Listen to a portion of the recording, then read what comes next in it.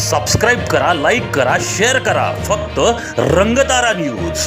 Bell icon दाबायला विसरू नका. निर्भीड आणि निष्पक्ष रंगतारा न्यूज. शिवजयंती दिनी सातारा झाला शिवमय.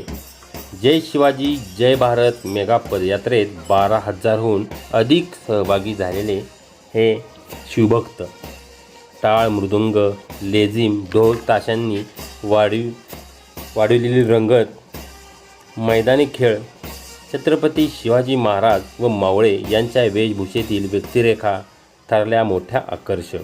जय शिवाजी जय भवानीच्या गजरेत आसमंत हा सातारा नगरी दुमदुमली.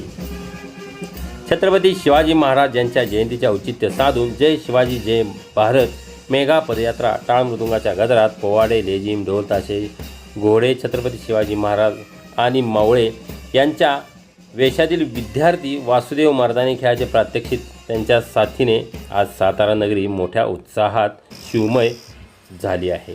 यामध्येच आनंदाचे वातावरणही निर्माण झाले आहे. रांगोळ्यांनी तसेच ठिकठिकाणी उभारण्यात आलेल्या कमानी, रंगीबेरंगी पताका, वैष्णव रोषणाई आणि सजलेल्या राजपथावरून 12,000हून अधिक शिवभक्त शिवप्रेमी सहभागी झाले. गांधी मैदान येथून मार्गस्थ झालेल्या या मेगा पदयात्रेची सांगता शिवतीर्थावरती पोयनाका येथे छत्रपती शिवाजी महाराज यांच्या पुतळ्यास अभिवादन करून पोलीस बँड पथकाच्या मानवंदनेही झाली. छत्रपती शिवाजी महाराज यांच्या पुतळ्याच्या मान्यवरांनी यांनी पुष्पहार अर्पण करून अभिवादन करून व पदयात्रेला हिरवा झेंडा दाखवून सुरुवात झाली.